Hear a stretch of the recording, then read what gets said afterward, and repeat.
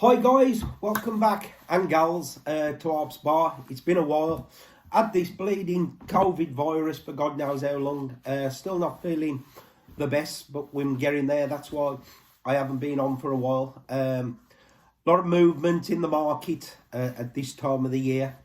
But I'm back on, guys and gals, because there's an horse actually entered this week that I've been waiting for after having the video posted of his winning Lockamore, I think it is, in his point to point. I think he was off the scale on the clock, and the horse is called Teague. He's entered in the champion bumper. He's there at 33-1. Now, I know for a fact that the time that day was just like crazy. He won by 41 lengths. Pulling away like an absolute monster. He was like the talk of Ireland at the time. Now, I actually didn't think he was going to be running this year, and they might save him. But he's gone to Nichols, and I know for a fact that a lot of people think this horse could be very, very good. Now, look, we know with the champion bumper, do they run or not? And especially with Nichols. But it's time to take a little gamble. I don't mind. He's there at 33-1. You can actually get 20-1. I had a look just on Bet365. He's there 20-1. No run and no bet. I might have a little play at that as well, but I have backed him at 33-1.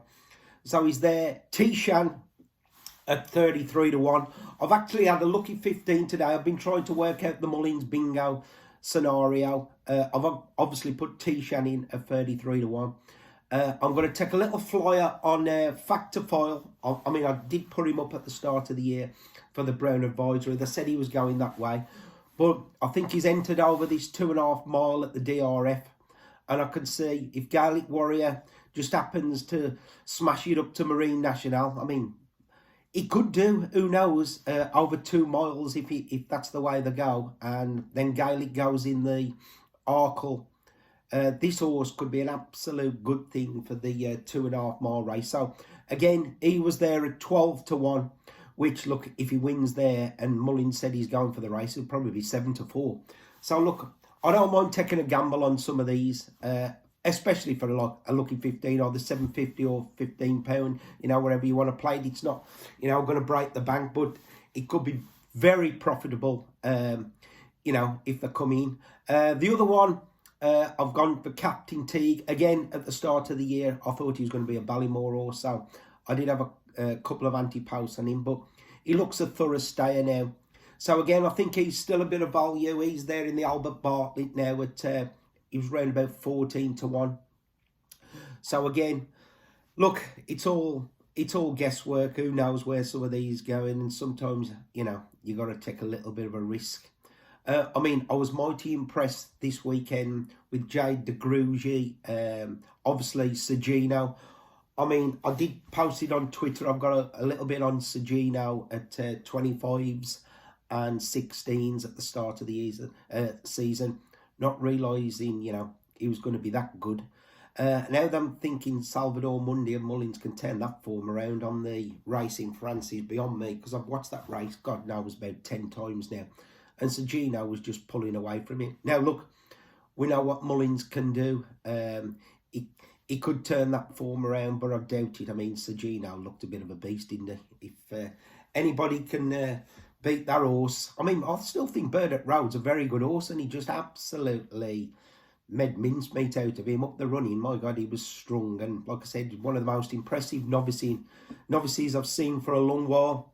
But going back to, as I say, the lucky 15, I mean, God, it's getting tougher out there. If you have a look at the markets, I mean, the Supreme for a start is just a complete minefield this year. I mean, by now, usually we've got some idea, of what's going to run or what's favoured. There's usually a 6-4 this year.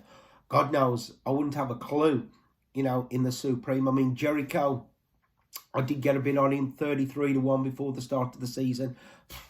Can't see him even getting in the first 5 now after the last run. And I think he's on here to a rating of about 130. So he's probably got about, £20 to find to be a Supreme winner. So that's not the best looking. The Ballymore, that's all up in the air. I mean, if Ballyburn, again, if he bolts up at DRF this week, over 2 miles, I think he's going to run in that race. Surely Mullins, then he's going to send him to the Supreme. So he was the actual one.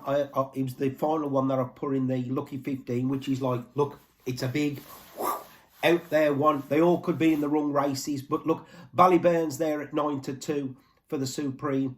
If he bolts in again, he's going to be like 7-4, 6-4 favourite.